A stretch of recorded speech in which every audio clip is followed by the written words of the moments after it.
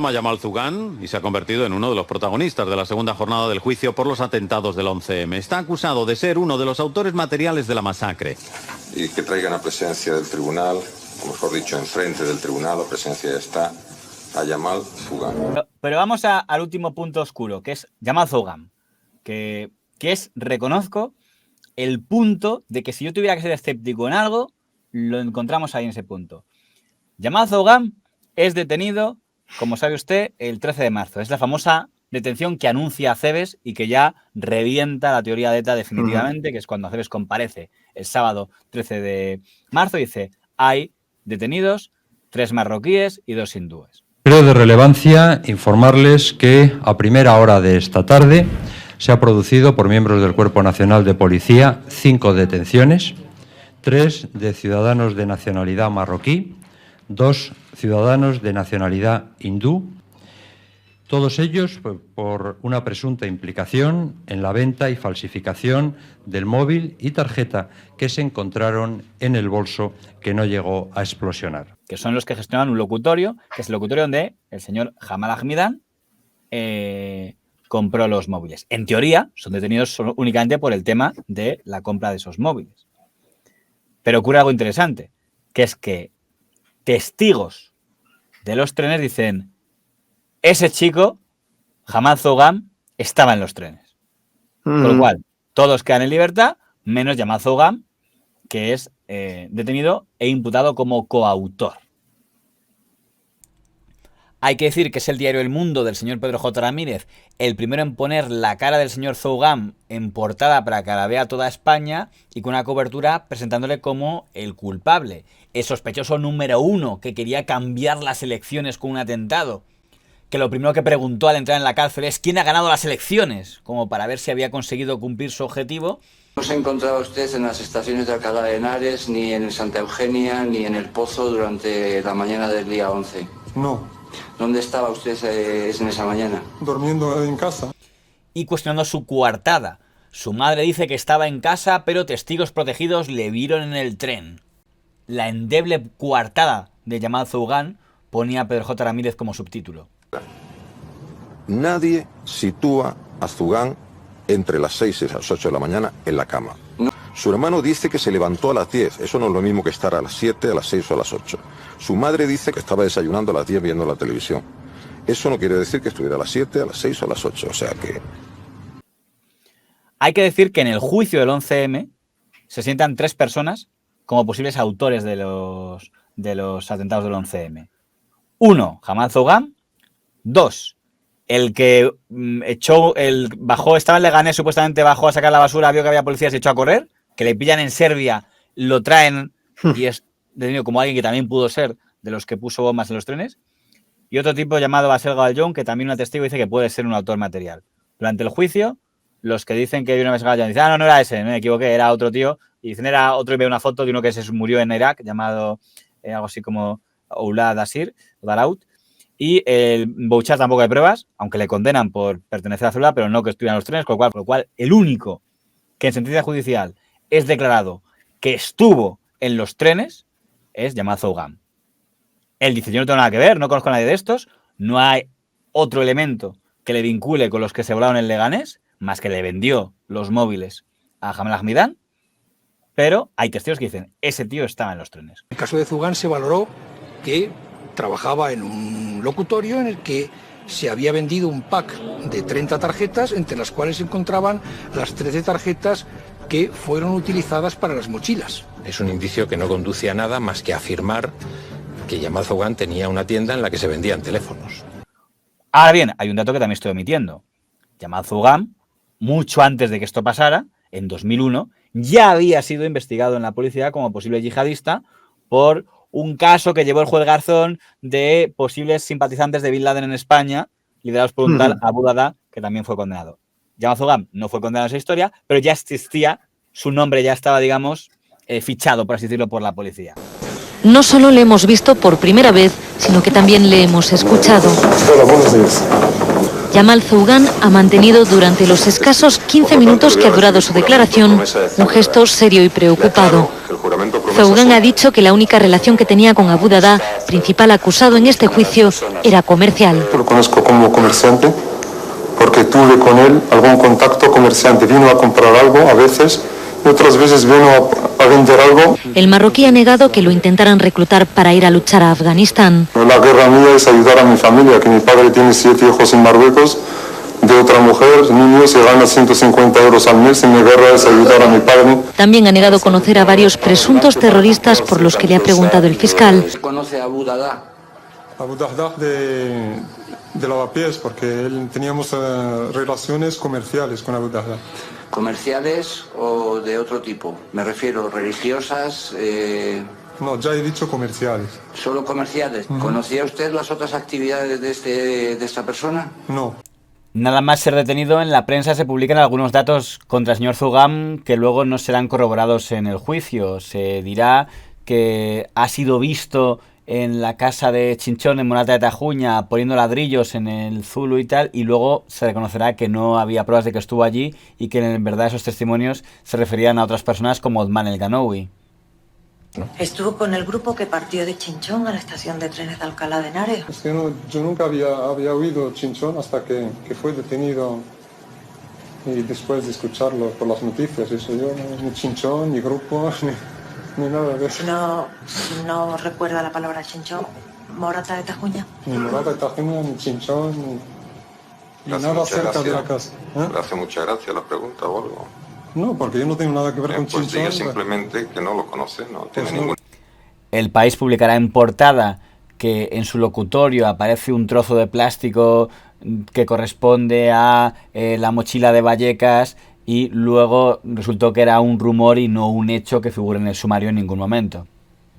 Esta mañana ha comenzado el juicio con la declaración de los que la fiscal Olga Sánchez considera ideólogos del atentado. Lo ideal hubiera sido que empezáramos con las declaraciones de los autores materiales, de tal manera que la gente pudiera visualizar la relación con los trenes de la muerte. Pero claro, eso tendría el problema de que habría que empezar por alguien llamado Yamal Zougan, que es el único acusado de ser autor material de colocar las bombas de los trenes, y entonces, como esa declaración va a ser enormemente polémica, pues habría quedado en la opinión pública una sensación no demasiado favorable a las tesis de la Fiscalía. En los primeros días se publicó en periódicos muy importantes, que no tengo por qué nombrar, a toda plana, lo siguiente: Zougan, a toda plana, un trozo de baquelita del teléfono de la mochila de Vallecas ha aparecido en el locutorio propiedad de Zougan. Bien, era absolutamente falso. Mi pregunta es: ¿quién filtró esas informaciones al periódico? En este juicio se ha condenado a un moro porque había que condenar a alguien para que pareciera vagamente islamista, que no era islamista, que no estuvo en los trenes y que estaba haciendo gimnasia. Tenemos en la cárcel a un único culpable, a un único responsable como autor material de ese monstruoso atentado. Jamal Zougan, que así se llama nuestro culpable, supuestamente vendió las tarjetas que se utilizaron en los móviles para hacer estallar las bombas.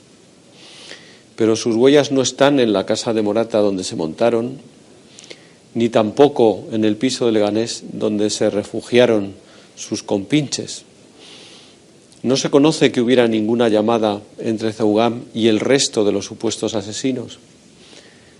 Tampoco se sabe si se conocían o no. Zougan, que estaba allí y tocaba, hacía falta un moro que cargara con los muertos, y se los cargaron todos. 3 testimonios, a cual más dudoso, son los que soportan este gran artificio que es el 11M desde el punto de vista judicial. Son 2 testigos que aseguraron en instrucción primero y luego en el juicio que habían visto a Yamal Zougan en uno de los trenes que explotó en Santa Eugenia. No es la principal prueba de cargo, es la única prueba de cargo contra Yamal Zougan, no hay nada más. ¿Tiene algún tipo de duda acerca del reconocimiento de esta persona?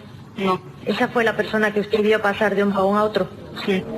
A Zougan se le condena porque lo dicen 2 testigos rumanas. Falso.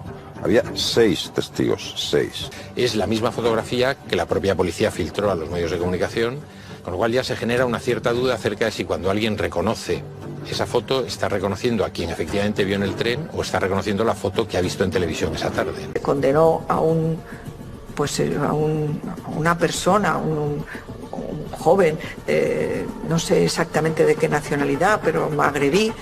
Yo creo que es que nunca se ha aclarado exactamente quién ideó ese atentado. Llegaron dos policías en el año 2001 y cuando estaba yo y mi hermano en la tienda de la frutería y me propusieron lo mismo, de que si quisiera trabajar con ellos. Y entonces eso es lo que pasó, me dio el teléfono, pero nunca le llamé. Entonces esta persona cuando fue detenido el día 13 de marzo, 2 o 3 días después, estando en la comisaría, vino a verme. Me dijo, ¿te acuerdas de mí? Le he dicho, sí, me acuerdo de usted. Me dijo, pues si hubieras colaborado con nosotros no te hubiera pasado esto. Entonces no le contesté porque yo tenía miedo de hablar, porque cuando hablaba me pegaban y tal, pues yo procuraba hablar lo menos posible. Entonces entendí que era una venganza, porque yo no tenía nada que ver con ni este atentado ni ningún otro atentado. Y condenamos a Yamal Zugán como responsable en concepto de autor de un delito de pertenencia a banda armada, organización o grupo terrorista, 191 delitos de homicidio terrorista consumados, 1.856 delitos de homicidio terrorista en grado de tentativa, a las penas de 12 años de prisión por pertenencia a banda armada, 30 años de prisión por cada delito de homicidio terrorista consumado. Un joven. Se refiere a Hamal Zogam, evidentemente. Sí, lo sé. ¿Te das cuenta que ya se ha perdido el foco en lo de, una vez que ya se ha dicho a las claras, ETA no estuvo en todo esto, ya dicen, vale, ¿cuál es el otro foco por el que podemos atacar a esta gente? Ya no podemos con el tema de ETA, ahora ya no hablo de ETA, pero lo que sí que voy a decir es que los que estáis diciendo vosotros no son de verdad, no lo habéis resuelto, no lo habéis solucionado, no sabéis quién es, tal vez no sea ETA, pero tampoco está claro que sea quien vosotros decís. Y ahora estos periodistas o muchos políticos de lo que se están esforzando es en que esta teoría, la teoría oficial, ya borrada, entre comillas, la de la conspiración, que la oficial no pueda ser oficial. Y ya está. Y que no pueda ser corroborada. Entonces, por eso, pues cuando dice Los Santos lo de aparece un moro ahí que lo utilizan como chivo expiatorio porque estaba ahí, porque le han pillado, pues bueno, hay que reconocer que es cierto que es como vago todo, ¿no? Un poco, pero... Claro, aquí te cuento el dilema que tengo yo en este asunto del señor Zogam. A mí, confieso, que me hubiera gustado una sentencia que no se cimente en testificales. Uh-huh. Al final, la parte en la que se cimenta la condena a Yamal Zogam es las testificales, que una serie de testigos le identificaron. No había visto su fotografía ni en prensa ni en medios de comunicación. Ya he dicho antes que aunque lo hubiera visto, esto no invalidaría para nada el reconocimiento fotográfico. Ese señor estuvo en tres. Me hubiera encantado que hubiera dicho a alguien, yo le vi un día con el chino, mira, era amigo del videoclub, dame otro vínculo para las típicas fotos. Aquí tenemos la foto con los hermanos Oulad, con algún otro, porque eso despejaría dudas. Ya sé que me dirán que el mundo no es pide y se te concede, se tiene lo que se tiene. Por tanto, no puedes pedir dos, pero que lamento que no haya algún elemento que lo vincule más allá de las testificales de los trenes. Los testimonios que incriminan a Hamal Zogam ofrecen un resultado imposible. 4 testigos sitúan al acusado en 3 trenes diferentes, en horas distintas y con una descripción física dispar. Dicho esto, Casimiro García Vadillo, a quien has visto ahí y Joaquín Mansó, que a día de hoy es director del Mundo, publican una información que dice que estas testigos rumanas poco menos que mintieron para conseguir la nacionalidad. Como que eran gente que como eran extranjeras sin papeles, que dijeron, oye, si nos dais papeles, decimos esto. Y dicen que se las pagó y se les consiguió un trabajo tras declarar en el juicio del 11M. Se entiende que se les pagó por decir la verdad, por colaborar con la justicia. No creo, o salvo que quieran construir que directamente ya hablamos de algo maquiavélico, de que se las pagó para que mintieran. Al día siguiente que El Mundo publica esa información del señor Casimiro García Vadillo y el señor Joaquín Mansó, hoy director del Mundo, la defensa de Yamal Zougham presentó una querella contra esos testigos por falso testimonio. Entiendo que la defensa de Yamal Zougham estaba al tanto de eso que iba a ser publicado. El mismo día que esté publicado ya hay una reacción de ellos, con lo cual demuestra que estaban trabajando de manera conjunta la defensa de Yamal Zougham y los periodistas del Mundo. El País contraatacará y aireará una demanda de las testigos contra los periodistas señor Casimiro García Vadillo y señor Joaquín Mansó, que según lo que dicen las testigos al diario El País, las habrían presionado intentando forzarlas a que cambiaran de declaración y dijeran que Zougham es inocente, cosa que se negaron a hacer. Si los eran rumanas, las dos estaban ilegales en España y bueno, y obtuvieron ambas el permiso de residencia y el permiso de trabajo. La primera, ya te digo que lo intentó ella y 6 o 7 miembros de su familia. A los 6 o 7 miembros de su familia, la oficina de víctimas primero y el juzgado después les rechazaron la condición de víctimas, no les creyeron. La diferencia entre C65 y los 6 o 7 miembros de su familia, que dijeron todos que iban en los trenes, es que C65 dijo que iba en los trenes y que podía identificar a una de las personas que había cometido el atentado, que era Yamal Zougham. Y esa diferencia cualitativa es lo que hizo que a esta sí le otorgaran la condición de víctima. Es cierto, como declaró en una entrevista en el periódico El Mundo, y como antes se ha comentado aquí, que le propusieron inculpar a Yamal Zougham a cambio de dinero o de nombrarle testigo protegido. Sí. ¿Quién le propuso que hiciera esto? El CNI y el comisario que estaba en Avilés. Esa causa queda archivada. Por tanto, va al Tribunal Supremo, el Tribunal Supremo revisa y dice: no considero que haya materia suficiente para procesar a estas dos mujeres por falso testimonio. Van al Parlamento Europeo y el Parlamento Europeo también archiva esta causa. Con lo cual, ahí acaba este recorrido judicial. Pero que con esto quiero decir que hubo una investigación.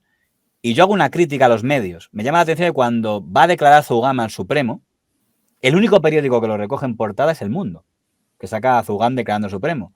Porque digo, yo si el tipo que está condenado como ser asesino de 192 personas va a declarar, pues lo saco en portada y digo, el monstruo va a declarar. O si pienso que es inocente, digo, el acusado va a declarar. Pero es que directamente de esta causa solo informó el periódico El Mundo, lo cual demuestra que había poco interés en hablar. Adelante. ¿Puedo permitirme? Adelante, ¿no? adelante.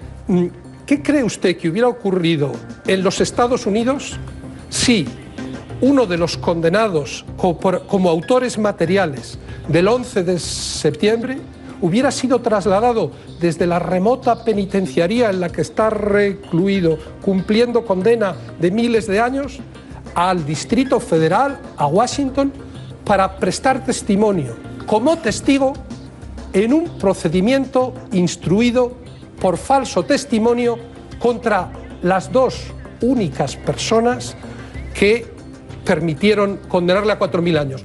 Yo le voy a contestar. La Fox habría dicho, he ahí al monstruo.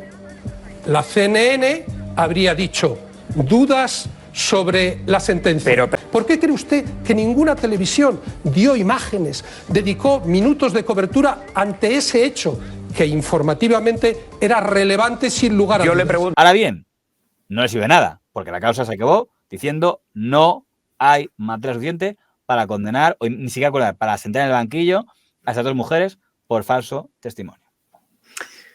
Sobre todo este tema solo quiero decir una cosa más, y es que tengo la sensación, cada uno ya que saque las conclusiones que quiera, y si piensa que si era culpable, no, bueno, está condenado a 40.000 años o 35.000, no sé, por lo tanto... Cumplirá 40 íntegros, que es lo que dice la... Sí, vale.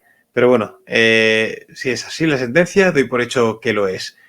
Pero también la percepción que tengo es, por parte de unos, una necesidad extraña y enfermiza de encontrar a un... ¿Cómo se dice? Un responsable vivo de todo esto. No les valen los que murieron. Los que murieron diciendo en la cárcel que es inocente, ¿eh? Porque si él concede una entrevista mañana y dice, vale, voy a volcarme, sí, conocí a estos, me engañó el tunecino, el maldigo al chino porque me engañó, sí, pero él sigue diciendo a día de hoy que es víctima de la policía española y que él no tuvo nada que ver. Si ya digo, no lo sé, pero como digo, parece que todos los que mueren en el piso de Leganés fastidian algo que se quería, y era tener a un, bueno, pues no sé cómo decirlo, pero a nuestro Saddam Hussein particular, o llámalo X, a nuestro... Que en la mayoría de atentados islamistas nunca hay juicio con un autor material, porque el autor material de un atentado, el yihadista, busca martirizarse. Por eso siempre los mártires se suicidan a sí mismos. Por eso nunca hay un juicio ni contra los de las Ramblas, ni contra los del 7J en Londres, ni contra los del 11S, porque el soldado quiere el martirio.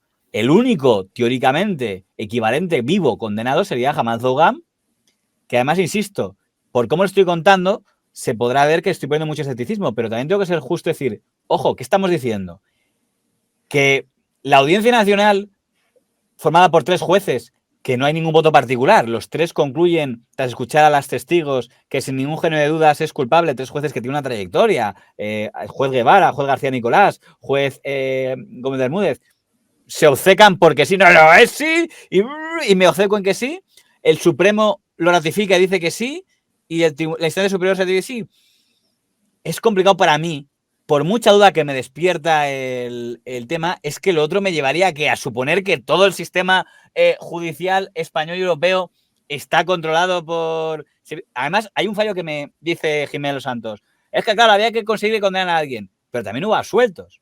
Hemos dicho aquí que Rabello Osman fue absuelto. Hemos dicho aquí que Basel Gaullón fue absuelto. ¿Qué quiere decir? ¿Que tenían manía a Zougam? Si teóricamente quiero que el relato del 11M sea ratificado y soy tan malo que estoy dispuesto a manipularlo todo para que culpables vayan a la cárcel, ¿por qué no manipulé también con Rabello Osman el egipcio? Digo, sí, de eso también culpable. Y todos al trullo. Porque unos y otros no. ¿Qué pasa? ¿Me caía mal en concreto Zougam por algún motivo? Por eso me gustaría pensar, igual me engaño a mí mismo, que si había base en esas certificales para condenar a 40.000 años de prisión a Hamad Zougam, aunque diga él que es inocente a día de hoy. ¿Quieres decir algo? Ya sé que nos están poniendo a parir, pero bueno. No. Es que si es que estoy contigo, pero... No, pero es lo que te he dicho antes. Lo que pasa es que lo tengo como una cosa que tengo aquí en la cabeza de decirte. Era tan fuerte esa necesidad de buscar al autor material vivo para... Y como somos en España, la sensación también que tenía era la de poner a alguien para darle una publicidad en el enemigo, tal, pero que creo que no le salió bien. Que creo que al final no le sale bien. Entonces, no sé, creo que es todo es una chapuza, todo es un descontrol en todos los sentidos. Los que dudamos de esa versión oficial también cometimos errores. Dimos crédito a algunas informaciones faltas de rigor que solo tenían como fin confundirnos y llevarnos a un callejón sin salida. Los que buscábamos honestamente la verdad parecimos una pandilla de iluminados. La división, la teoría de la conspiración, es decir, como la mistura entre una extrema derecha o entre una derecha y un periodismo amarillo que ha tenido consecuencias letales para esta división y que aún sigue porque tanto en el campo político como en el campo mediático, por las reacciones que estamos viendo estos días, hay gente que quiere mantenerla y no enmendarla, y hay otra gente que está blanqueando su propio pasado, ¿no? Manifiestamente, ¿no? Siempre uno tiende a pensar que una cosa tan brutal, tan tremenda, tiene que tener una mente intelectual. Fíjate, no es verdad, no es verdad. Todo el mundo experto en terrorismo islamista sabe... Hoy ya se sabe que al Partido Popular y a los medios de comunicación que acompañaron al Partido Popular. Pero los medios de comunicación tienen otro papel, Joaquín. Es algo más. Perdona, pero yo creo que todos los medios, en fin, yo creo que si hacemos una autocrítica, me parece que no fueron solo algunos medios. Otros medios también dieron otras informaciones que tampoco eran la adecuada. Hay una diferencia. Hay una diferencia esencial en este asunto que es tan delicado, porque estamos hablando de un acontecimiento que le costó la vida a 192 personas, hubo 1.800 heridos y todas las familias destrozadas. Es que estamos hablando de eso, y hay una línea entre la duda y el error y la mentira.